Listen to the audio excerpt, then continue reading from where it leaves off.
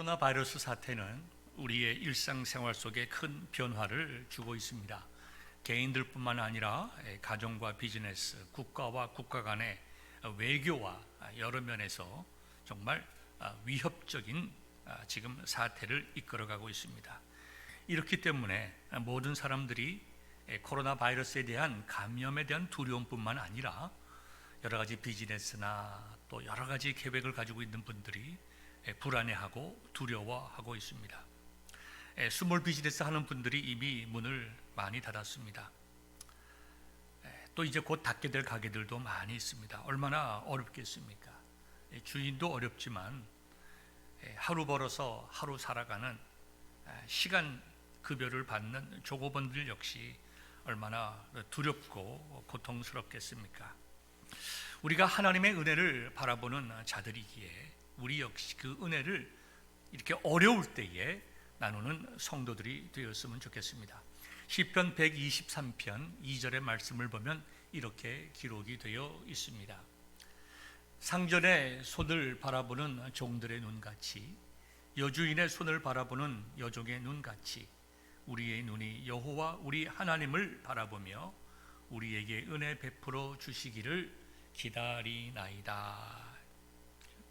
우리가 하나님의 은혜를 사모하듯이 우리가 손을 펴서 우리의 은혜를 소망하는 우리보다 조금 더 힘든 분들에게 자비를 베풀 줄 아는 어려울 때에 그들과 어려움을 함께 나누는 귀한 성도들 되시기를 주님의 이름으로 축원합니다. 며칠 전 뉴스를 보니까 영국의 찰스 황태자께서 코로나에 감염되었다는 소식을 들었습니다. 그리고 3일 전에는 보리스 존슨 영국 총리 역시 코로나 바이러스 확진자로 밝혀졌습니다. 영국의 황실과 내각을 코로나 바이러스로부터 보호하기 위해서 정말 영국 정부가 또 보건당국들이 얼마나 노력을 했겠습니까? 그럼에도 황태자께서 감염이 되고 영국의 수상께서 감염이 되었다고 한다고 하면 정말 우리들이야 정말 코로나 바이러스에 그대로 노출되어 있다고 말할 수 있겠습니다. 상황이 이러니까 어머니들은 어린 아이들을 밖에 내보내지 못하고 하루 종일 아이들을 돌보느라고 매우 힘들어합니다. 또 학교를 다니는 자녀를 둔 부모님들은 학교에서 또 여러 과제물을 내주어서 정말로 홈스쿨링을 하고 있습니다. 그 아이들을 돌보고 먹이고 입히고 씻기고 공부시키고 학교에 또 보내고 정말 경험해 보지 못한 어려움을 겪고 있습니다.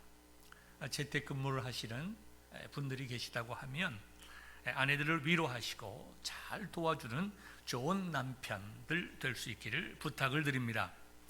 이와 같이 코로나 사태는 우리의 개인과 가정과 산업과 직장에 큰 어려움 또 불안을 주고 있습니다. 이럴 때일수록 우리 믿는 성도들은 정부의 정책을 잘 따르고 나를 보호하는 것뿐만 아니라 이웃을 보호하기 위해서 정말 정부에서 하라고 하는 그 모든 지시사항을 잘 따라갈 수 있는 선한 시민, 선한 그리스도인들 될 수 있기를 바랍니다.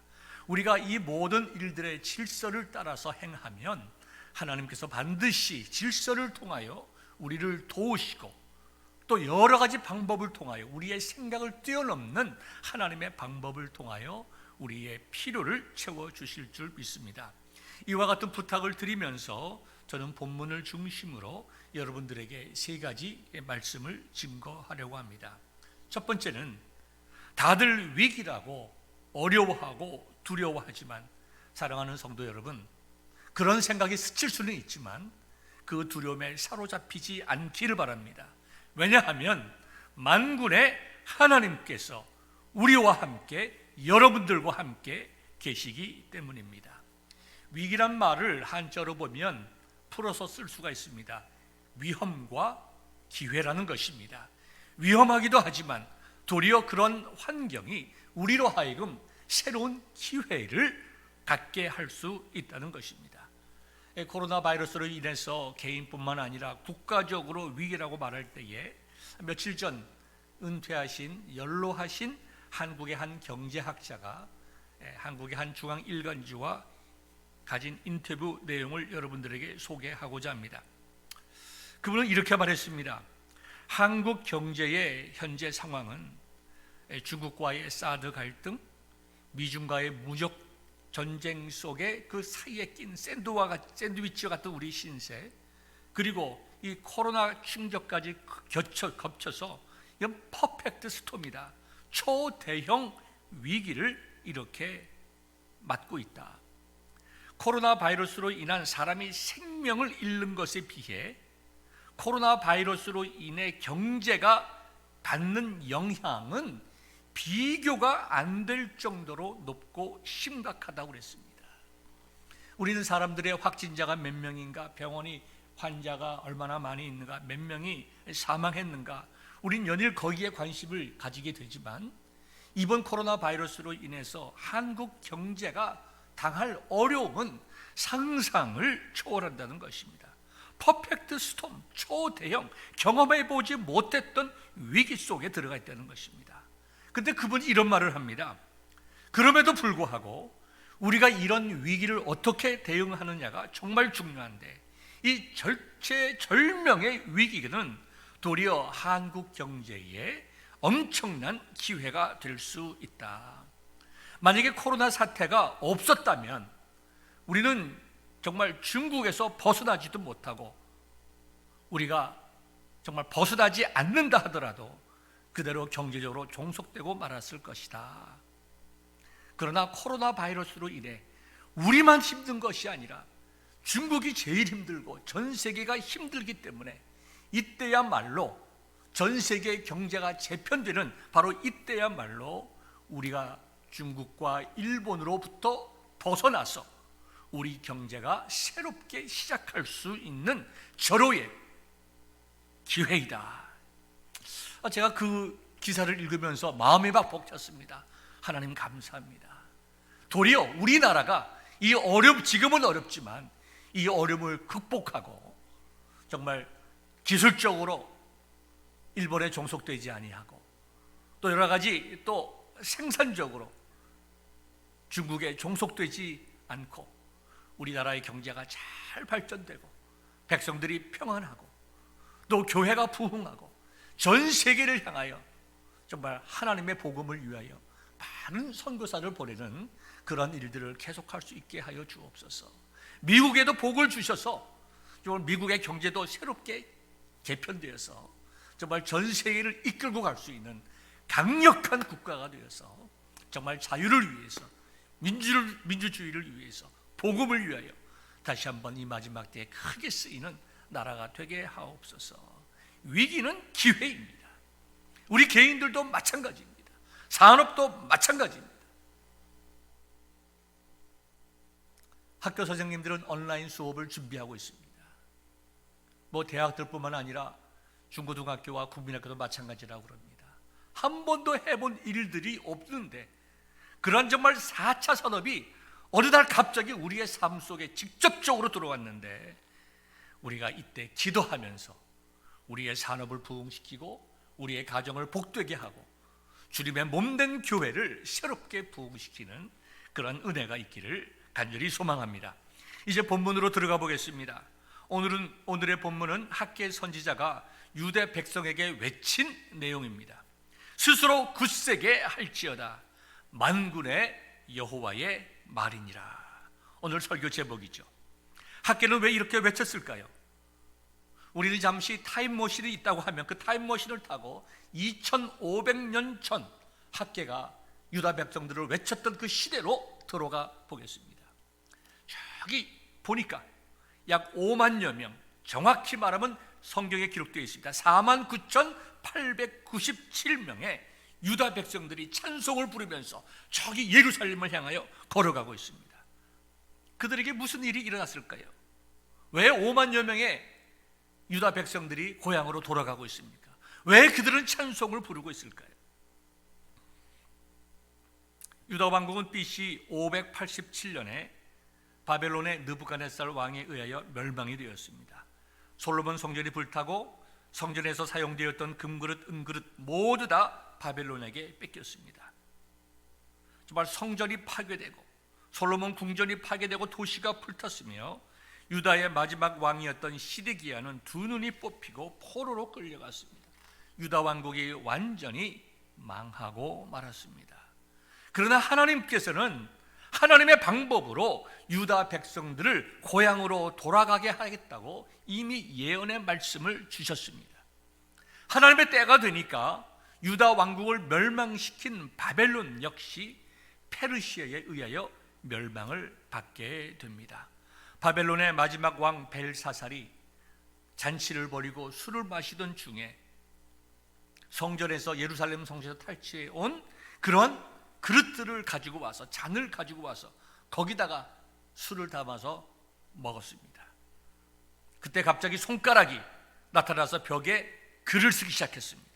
이게 무슨 글인가? 그 글의 뜻은 오늘 너 벨사살이 죽고 바벨론도 멸망하게 될 것이다. 결국 그날 페르시아의 고레스 왕이 쳐들어와서 벨사살 왕이 죽고 바벨론이 멸망을 당하고 맙니다. 벨사살을 죽이고 바벨론을 멸망시킨 페르시아 왕 고레스는 칙령을 발표합니다. 근데 그 칙령의 내용이 에스라서 1장 1절부터 4절까지 기록되어 있습니다. 핵심은 이겁니다. 바벨론의 포로로 끌려와서 70년 동안 종살이하던 유다 백성들은 이제 자유롭게 예루살렘으로 돌아가도 좋다. 이게 얼마나 놀라운 일입니까? 고레스가 누굽니까? 페르시아 왕입니다. 이방인입니다. 그런데 하나님께서 그를 통하여 이와 같은 놀라운 칙령을 발표하게 됩니다. 바벨론의 포로로 끌려와서 70년 동안 고생한 유다 백성들아, 이제 바벨론이 망했으니 너희들 가운데 너희 고향 예루살렘으로 돌아가고 싶은 사람이 있다고 하면 너희들은 돌아갈 수 있다.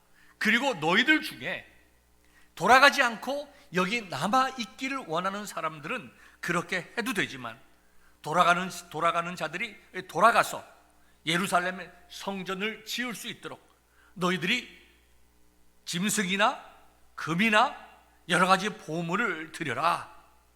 그래서 동포들이 준 그 모든 보물들을 가지고 약 5만 명의 사람들이 정말 하나님을 찬송하면서 예루살렘으로 돌아가게 되었습니다. 물론 그 안에는 종들도 있었습니다. 그러나 그 5만 명의 사람들의 마음의 중심 속에는 이제 우리가 고향으로 돌아간다. 그들이 고향으로 돌아간다는 그 마음의 열정이 무엇이었을까요? 우리는 무너진 성전을 재건한다. 내 삶의 목표는 바로 그것이다. 하나님께서 이방 왕을 통해서 이와 같은 놀라운 일을 행하셨습니다. 우리가 예루살렘을 방문하게 되면 예루살렘 성벽 바깥에 감람산과 성전 사이의 그 계곡에 무덤들이 많이 있습니다. 공동묘지가 많이 있습니다. 그 공동묘지 전부 다 석관인데요, 석관 위에 돌들이 이게 주먹만한 돌들이 많이 있습니다. 이게 뭐 동글동글한 돌은 아니고 대부분 이렇게 납작한 돌들인데, 제가 이스라엘을 방문했을 때 안내하는 분에게 물어봤습니다. 우리가 잘 알다시피 우리 미국에서는 또 한국에서도 이렇게 무덤에다가 이게 꽃을 갖다 놓는데 꽃은 없고 왜 이렇게 돌들이 올라가 있느냐. 그랬더니 그분이 이렇게 얘기를 해요. 너무 오래된 이제 무덤이어서 그 자손들이 이제 무덤에 누구가 있는지 자손들을 잘 모르지만, 그러나 중요한 것은 이겁니다. 저분들이 언젠가 메시아가 와서 이스라엘을 회복하게 될 때에 자기의 관이 예루살렘 성전을 재건하는 돌로 사용될 수 있도록 하는 기대와 열망을 저기 담아서 돌을 올려놓은 것입니다. 그만큼 이 유다 민족들은, 이스라엘 백성들은 성전을 향한 뜨거운 열망이 있었습니다. 하나님께서 그들의 열망을 정말 격려하시고 여러 가지 상황을 만드셔서 이제 하나님께서 성전을 건축하게 하신 것입니다. 만군의 여호와란 말이 학개서에 13번이 나옵니다. 학개서는 구약 성경에서 두 번째로 짧은 장입니다. 1장과 2장밖에 없습니다. 오바데서는 한 장으로 제일 짧고 오바데서 다음으로 짧은 예언서인데요, 만군의 여호와란 말이 13번이 나옵니다. 성경 전체에는 235번이 나오는데요, 이 235번 5번 나오는 만군의 여호와란 말 중에서 제일 먼저 나오게 된 것은 한나의 서원기도 속에 나옵니다. 사무엘 1장 11절에 나오는데요, 여러분들에게 읽어드리겠습니다. 한나가 서원하여 이르되 만군의 여호와여, 만일 주의 여종의 고통을 돌보시고 나를 기억하사 주의 여종을 잊지 아니하시고 주의 여종에게 아들을 주시면 내가 그의 평생에 그를 여호와께 드리고 삭도를 그의 머리에 대지 아니하겠나이다. 만군의 여호와란 말이 처음으로 이렇게 나옵니다. 만군의 여호와란 말은 온 우주 만물을 다스리시는 능력의 하나님이라는 뜻입니다. 우리 속에 고난과 고통이 있다 하더라도 그 모든 것을 아시는 하나님께서 찾아오셔서 위로하시고 사람이 할 수 없는 그 어려운 문제들을 능력으로 해결해 주시고 우리의 마음의 소원을 풀어주시는 하나님이시라는 것입니다. 여러분 알다시피 한나가 얼마나 마음에 아픔이 많았습니까? 한나의 기도 속에 만군의 여호와여, 만군의 여호와여, 온 우주 만물을 다스리는 하나님께 저에게 생명을 주옵소서. 간절한 마음, 애통하는 마음, 하나님께서 하실 수 있다는, 나는 할 수 없는 이 위기 속에서 하나님은 하실 수 있다는 믿음으로 기도했을 때에 하나님께서 한나에게 누굴 주십니까? 사무엘을 주십니다. 그 기도를 들어주시잖아요. 예수님께서도 산상수훈을 통해서 우리에게 말씀하셨습니다. 구하라 그리하면 너희에게 주실 것이요, 찾으라 그리하면 찾아낼 것이요, 문을 두드리라 그리하면 너희에게 열릴 것이니 구하는 이마다 받을 것이요, 찾는 이는 찾아낼 것이요, 두드리는 이에게는 열릴 것이니라. 너희 중에 누가 아들이 떡을 달라 하는데 돌을 주며 생선을 달라 하는데 뱀을 줄 사람이 있겠느냐? 너희가 악한 자라도 좋은 것으로 자식에게 줄 알거든. 하물며 하늘에 계신 나의 아버지께서 구하는 자에게 좋은 것으로 주시지 않겠느냐. 아멘이죠? 아멘이죠. 만군의 하나님, 능력의 하나님, 나의 모든 어려움과 고난을 아시는 하나님. 여러분, 이 하나님을 우리가 기억할 때에 우리는 때로는 비즈니스에 어려움이 온다 하더라도, 우리의 가정에 위기가 온다 하더라도, 우리들의 자녀들에게 어려움이 있다 하더라도, 나 자신이 건강의 문제이든 관계의 문제이든 그 어떤 위기가 있다 하더라도 만군의 하나님께서 우리와 함께 하신다는 믿음을 가지고 극복할 수 있는 여러분들 되시기를 바랍니다. 여러분, 노예 생활이 어떻습니까? 고난입니다. 노예 생활이라는 것은 희망이 없습니다.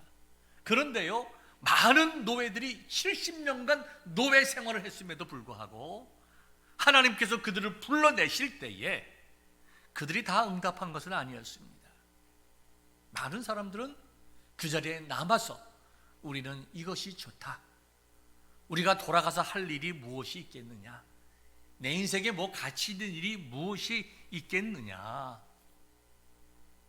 사명을 깨닫지도 못하고 자기 자신이 얼마나 존귀한 사람인가도 깨닫지 못하고 하나님께서 나를 들어 놀라운 역사를 행하실 것이라는 믿음도 없이 노예로 살다가 노예로 죽은 자들이 많이 있었지만, 동일한 어려움 속에서, 환난 속에서 하나님께서 우리에게 성전 건축을 명령하시니 이것이 웬 은혜냐, 웬 기쁨이냐.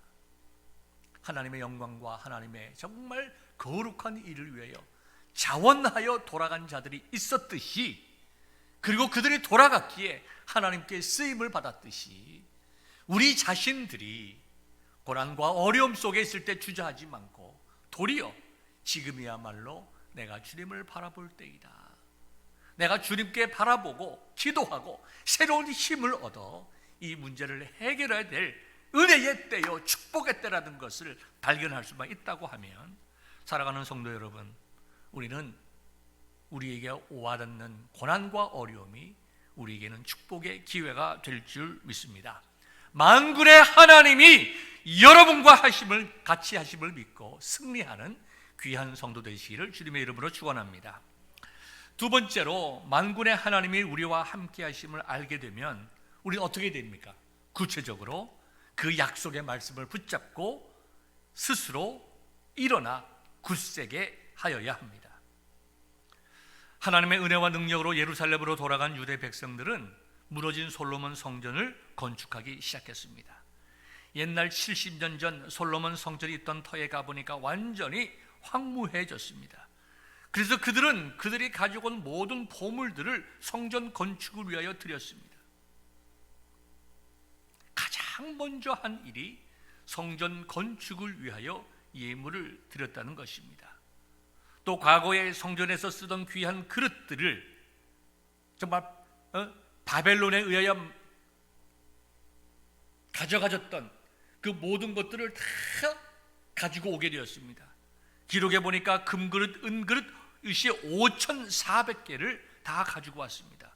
그 귀한 성물들 역시 하나님의 전을 위하여 드려졌습니다. 그리고 그들은 성전을 위하여 성전 건축을 시작했는데요, 에스라서 3장을 보게 되면 찬양을 맡은 레위인들이 찬양 예복을 입고 나와서 나팔을 불고 하나님을 찬송합니다. 주는 선하심으로 그 인자하심이 이스라엘에게 영원하도다. 찬송을 하고 젊은 사람들은 그 찬송을 들으면서 힘을 모아서 성전을 건축하기 시작했습니다. 이렇게 석 달이 지나자 총독 스룹바벨과 대제사장 여호수아의 정말 인도로 석 달이 지나자 그들은 하나님께 예배드리기 위한 제단을 완성하게 되었습니다. 성전을 짓기 전에 먼저 예배를 회복했다는 것입니다. 그리고 이듬해인 BC 536년에 드디어 성전 건축을 위해 기초 토목 공사를 마치게 되었다는 것입니다. 뭐든지 기초가 중요하잖아요. 기초 공사를 마쳤습니다. 성전에 이렇게 기초 토목 공사인 지대가 놓이고 성전 재건이 본격적으로 시작될 그때에 어려움이 찾아왔습니다. 주위에 있던 사마리아 사람들이 스룹바벨과 이제 여호수아를 찾아왔습니다. 그들이 선하게 이야기를 합니다. 우리가 돕겠습니다. 우리가 헌금도 하겠습니다. 그런데 스룹바벨이 이런 지하에 그것을 거절합니다. 왜냐하면 그들은 온전히 하나님을 섬기는 자들이 아니었기 때문입니다. 열왕기하 17장 33절을 보면 저희가 여호와도 경외하고 또한 어디서부터 왔든지 옮겨왔든지 그 민족의 풍습대로 자기의 신들도 섬겼더라 그랬습니다. 이스라엘 역사를 알아보면 솔로몬이 죽은 후에 솔로몬 왕국이 둘로 나눠집니다. 북쪽에는 이스라엘 왕국이고 남쪽에는 유다 왕국이었습니다. 그 북쪽 이스라엘 왕국을 그 사마리아 지역에 있던 북쪽 이스라엘 왕국이 아수르의 멸망을 받게 되자 아수르에서는 그 이스라엘 그 민족들을 남자들을 다 데리고 가고 아수르가 다른 곳에서 정복한 나라들의 남자들 이방인들을 데려다가 사마리아 지역에 정착을 시키고 피를 섞어버렸습니다. 그래서 그들이 하나님을 알고는 있었지만 자기들이 과거에 다른 자기 나라에서 섬기던 이방 신들도 가지고 와서 함께 섬겼다는 것입니다. 그래서 스룹바벨이 볼 때에 하나님을 바르게 섬기는 자들이 아니다, 이들과 함께 하나님의 일을 할 수가 없다, 신앙의 순수성을 지키면서 현실적으로 좀 어려움도 있었고 정말 여러 가지 힘든 일들을 많이 있었겠지만, 인간적으로 생각하면 헌금도 받고, 인간적으로 생각하면 노동력도 없고, 효과적으로 정말 하나님의 전을 건축할 수 있었겠지만, 더 중요한 것이 무엇인가? 하나님 아버지 앞에서 하나님의 뜻대로 짓는 것이 더 중요함을 깨닫고 그들은 그것을 거부하자 사마리아 사람들이 조직적으로 성전 건축을 방해하기 시작했다는 것입니다. 그래서 유다 백성들이 3개월 지나서 지대를 마친 다음 1년 3개월 정도가 지나서 지대를 마친 후에 16년 동안 성전 건축을 하지 못하고 그냥 개인적인 삶을 살았다는 것입니다. 바로 이때에 하나님께서 학개 선지자를 보내서 그들을 깨우치셨습니다. 그것이 학개서 1장 1절부터 5절까지 나와 있는데요, 여러분들에게 읽어드리도록 하겠습니다. 여호와의 말씀이 선지자 학개로 말미암아 스알디엘의 아들 유다 총독 스룹바벨과 여호사닥의 아들 대제사장 여호수아에게 임하니라. 이르시되 만군의 여호와가 이같이 말하여 이르노라. 이 백성이 말하기를 여호와의 전을 건축할 시기가 이르지 아니하였다 하느니라. 여호와의 말씀이 선지자 학개에게 임하여 이르시되 이 성전이 황폐하였거늘 너희가 이때에 편박한 집에 거주하는 것이 옳으자. 그러므로 이제 만군의 여호와가 이같이 말하노니 너희는 너희의 행위를 살필지니라. 분명히 어려움이 있었어요. 그런데 그 어려움을 하나님의 약속을 붙잡고 극복하지 못하고, 지금은 하나님의 전을 지을 때가 아니구나, 그렇다면 우리는 열심히 우리의 일상생활로 돌아가서 살아야 되겠구나, 그리고 살았다는 거예요.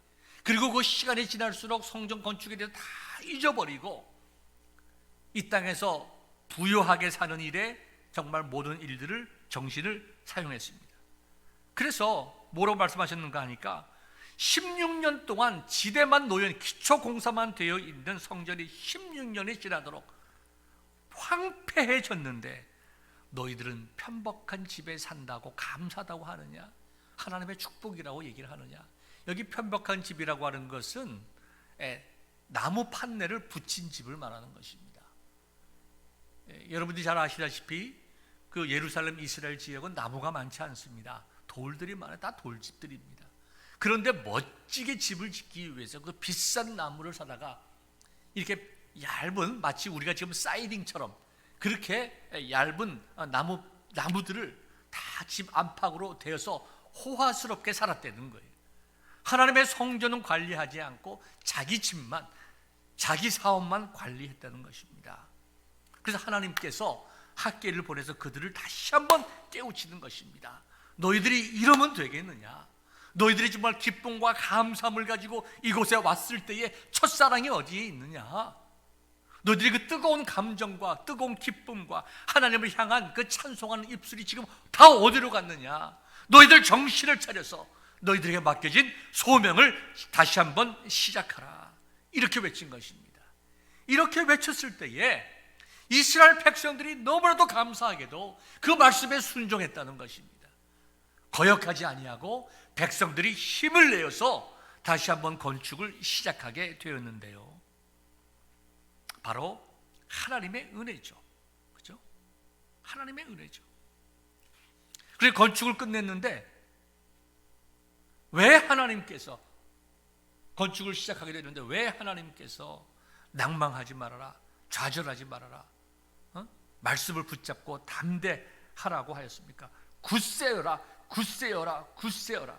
오늘 본문 2장 1절부터 5절까지 보니까 스스로 굳세게 할지라는 말이 3번씩이나 나옵니다. 왜 그랬을까요?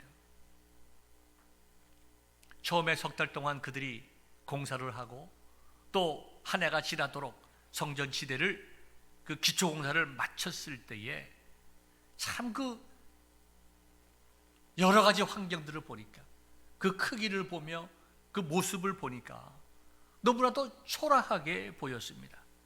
에스라서 3장 12절과 13절을 보니까 레위인들도 기쁨으로 찬양하고 백성들은 정말 그 화답하면서 기쁨으로 공사를 했는데, 나이 많은 어르신들이 그것을 바라보면서 대성통곡했다는 것입니다. 그들이 70년 전에 보았던 아마도 나이가 많으신 분들이었겠죠. 자기가 어렸을 때 보았던 그 예루살렘 성전에 비교해 보면 너무나 초라한 거예요. 그래서 어떻게 하나님의 아름다웠던 성전이 정말 사라지고 이렇게 볼품없는 성전을 우리가 건축을 해야 되는가? 그들이 대성통곡을 했다고 에스라서 3장 12절부터 13절에 나와 있는데요, 기쁨으로 찬송하는 그 찬송 소리와 어르신들의 그 정말 안타까운 마음으로 정말 대성통곡하는 것이 섞여서 정말 무엇이 무엇인지 백성들이 구분하지도 못할 정도로 그런 일들이 있었다고 하였습니다. 성전이 완공되었어도 거기에는 언약궤도 없었습니다. 여러분이 알다시피 정말 이 솔로몬 성전에 있던 언약궤는 바벨론의 침공을 받았을 때에 없어지고 말았습니다. 하나님의 뜻을 묻는 대제사장의 우림과 둠빔도 없었습니다.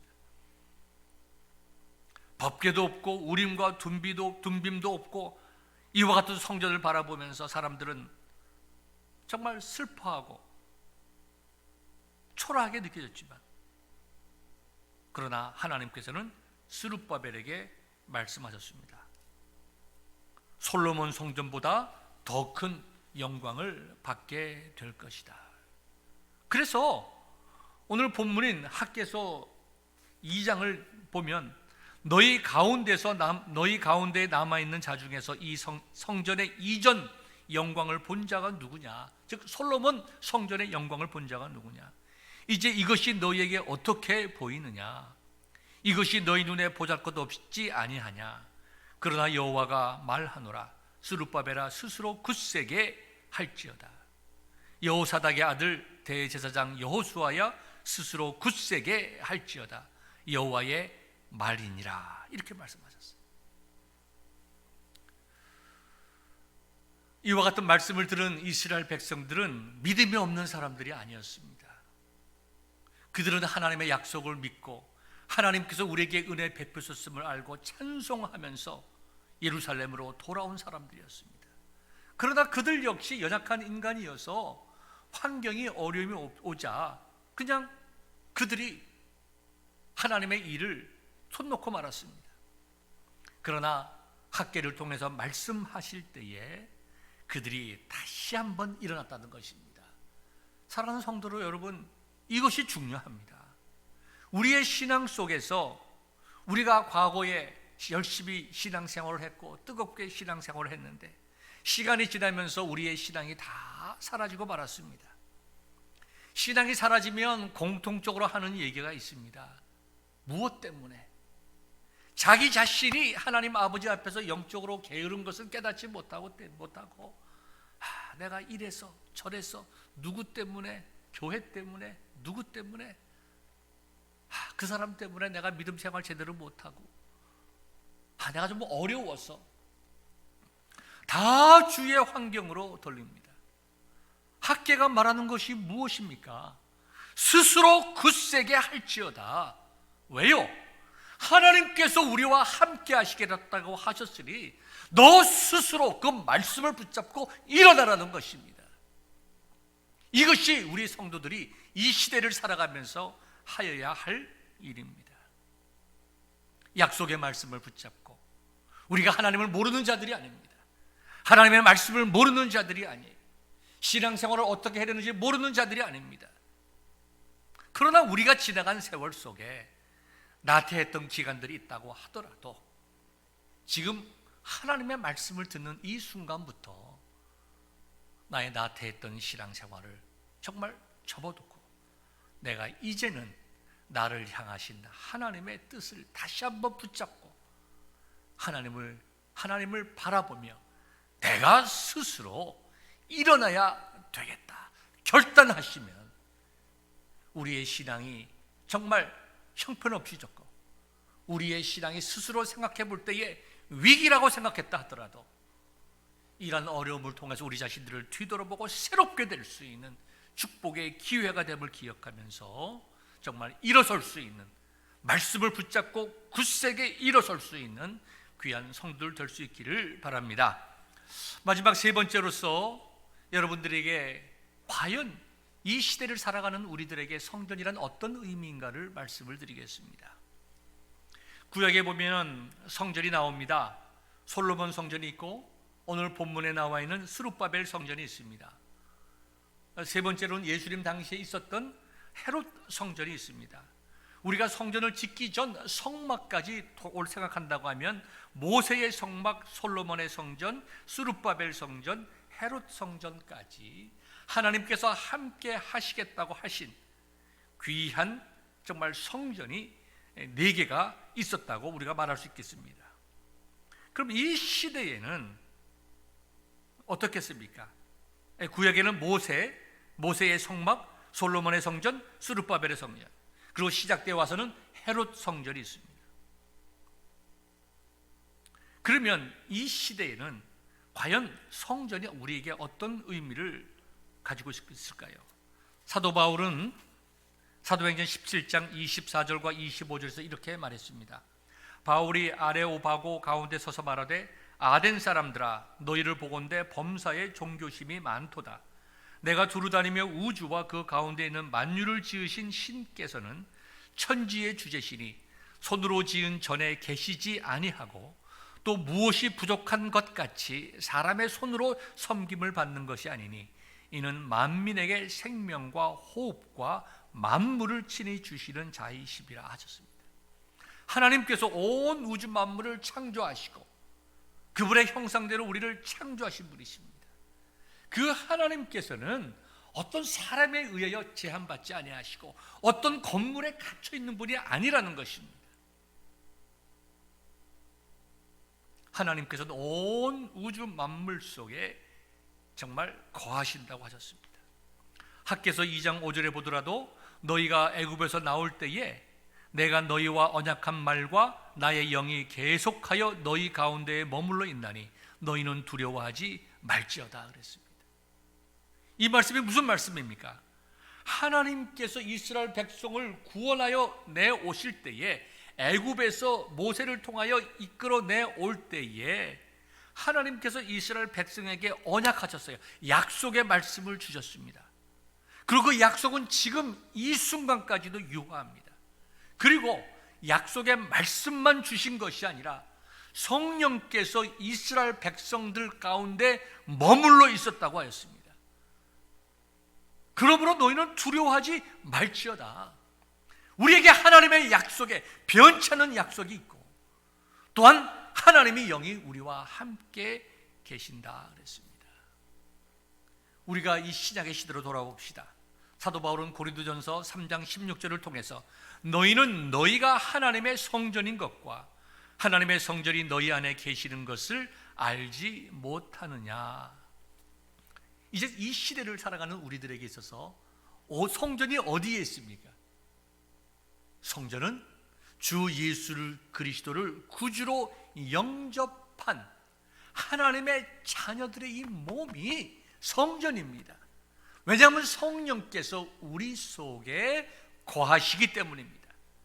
우리 속에 거하시다가 우리가 잘못하면 떠나시다가 신앙생활 잘하면 다시 오셨다가 내가 또 죄 가운데 빠지면 떠나시고 회개하면 돌아오시고 이런 분이 아니시라 하나님께서 이스라엘 백성들을 애굽에서 구원해낸 그때부터 하나님의 약속과 영이 성령이 함께 계셨던 것처럼 말씀이신 예수 그리스도를 영접한 우리들에게는 말씀과 함께 역사하시는 성령께서 우리 속에 영원히 거하신다는 것입니다. 그러므로 주 예수 그리스도를 믿고 나의 구세주를 고백한 구원받은 성도들에게는 성령께서 거하시고 우리의 몸이 곧 하나님께서 영광을 받으시는 성전이 되었다는 것입니다. 그래서 사도 바울은 로마서 12장 1절 2절에서 이렇게 말씀하셨죠. 그러므로 너희가 예수 그리스도의 십자가의 은혜를 믿음으로 구원받았으므로 내가 너희들에게 권한다. 이제 너희들은 너희 몸을 하나님이 기뻐하시는 거룩한 산 제물로 드리라. 이는 너희가 드릴 영적 예배니라 말씀하셨어요. 우리가 성전이니까, 성전이 뭡니까? 하나님께 나아가서 회개하고 용서함 받고 회복되고 정말 하나님의 은혜와 복 받는 곳이 성전이잖아요. 그러니까 우리 속에, 우리가 성전이라고 하면 우리의 삶 속에서 나 자신을, 내 생각을 하나님께 드리고 내 인생을 하나님께 드리고 내 모든 하나님께 주신 것들을 하나님의 영광을 위하여 사용할 수 있도록 한다고 하면, 그런 인생을 살아간다고 하면 나의 삶 전체가 매일매일 하나님께 제사 드리는, 하나님께 예배하는 성전이 됐다니, 성전이라는 것입니다. 다르게 말하면 내 몸이 성전이니까 내가 스스로 하나님 앞에 나가서 회개하고 내가 스스로 하나님께 영광 드리는 일을 하고 나 자신의 모든 삶의 모든 영역에서 정말 제물이 되어서 하나님의 영광을 위하여 살아갈 수 있는 성전이 되었다는 것입니다. 얼마나 감사한 일입니까? 얼마나 귀한 일입니까? 사도 바울은 믿음으로 말미암아 구원받았다는 것을 선포한 후에 로마서 12장을 통해서 맨 먼저 예배를 말씀하시죠. 그 다음에 12장 뒷부분에 가면 14절부터 21절에 가면 정말 거룩한 성전인 우리들이 세상에서 어떻게 하나님의 영광을 드러내야 될 것인가를 말씀하고 있습니다. 우리의 일상생활 속에 아주 정말 생명과도 같은 말씀입니다. 여러분들에게 로마서 12장 14절부터 21절까지 읽어드리도록 하겠습니다. 너희를 박해하는 자를 축복하라. 축복하고 저주하지 말라. 즐거워하는 자들과 함께 즐거워하고 우는 자들과 함께 울라. 서로 마음을 같이하여 높은 데 마음을 두지 말고 도리어 낮은 데 처하며 스스로 지혜 있는 채 하지 말라. 아무에게도 악을 악으로 갚지 말고 모든 사람 앞에서 선한 일을 도모하라.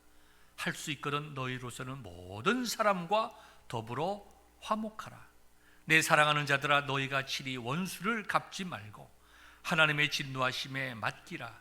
기록되었으되 원수 갚는 것이 내게 있으니 내가 갚으리라고 주께서 말씀하시느니라. 내 원수가 줄이거든 먹이고 목마르거든 마시게 하라. 그리함으로 내가 숯불을 그 머리에 쌓아 놓으리라. 악에게 지지 말고 손으로 악을 이기라 그랬습니다. 여러분, 이 모든 일들이 어디서 일어나는 것입니까? 성전인 우리의 몸을 통해서 일어나는 것입니다. 몸이라고 하는 것은 우리의 모든 삶 전체를 이야기하는 것입니다. 우리 자신이 성전이므로 하나님의 영광이 우리의 몸을 통해서 드러나게 하라. 여러분, 이제 말씀을 정리하고자 합니다. 가끔 보면 자신의 인생에 대해서 한탄하는 분들이 많이 있습니다. 나는 너무 보잘것없는 인생을 살아왔다. 나는 뭐 아무것도 아니다. 여러분, 그렇지 않습니다. 우리 한 사람 한 사람은 솔로몬의 성전보다 귀하고 아름다운 성전입니다.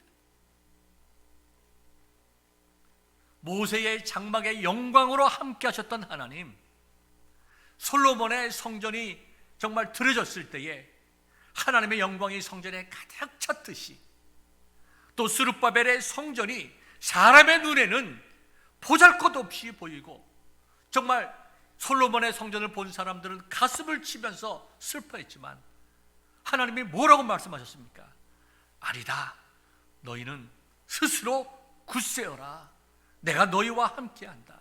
솔로몬의 성전보다 더 큰 영광을 내가 받으리라 말씀하셨습니다. 그리고 이 시간 우리들에게 말씀하십니다.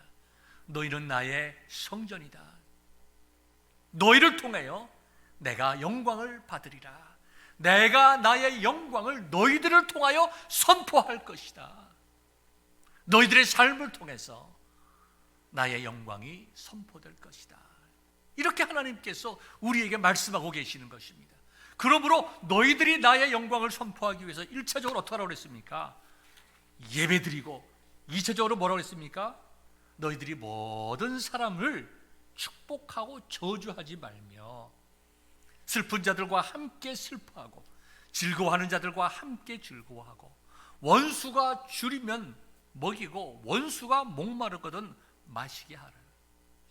악에게 지지 말고 선으로 악을 이김으로 하나님의 살아계심과 하나님의 능력과 사람이 할 수 없는 그 일들, 원수 갚는 일이 아니라 원수를 축복하는 사람이 할 수 없는 그런 일들이 우리의 인생 속에 드러나므로 우리로 하여금 놀랍고 은혜로운 영광의 성전이 되게 하라.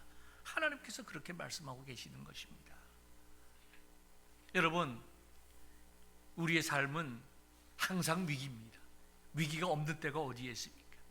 지금 조금 어려움은 있긴 하지만, 그러나 우리가 두려워하거나 정말 특별히 젊은 어머니들 정말 우울증에 빠질 것이 아니라 기도하고 말씀을 붙잡고 만군의 하나님이 나와 함께 하고 계시다 믿는 믿음을 가지고 스스로 일어날 수 있는 그러한 성도들이 되기를 바랍니다. 그리고 정말 이 세상에서 가장 아름다운 성전이 나 자신이 될 수 있게끔, 내가 이 세상에서 가장 아름답고 하나님의 영광에 충만한 성전이 될 수 있도록 우리 자신들을 거룩한 산제사로 드려서 우리의 인생을 통하여 큰 은혜와 영광을 누리는 복된 성도들 되시기를 주님의 이름으로 축원합니다.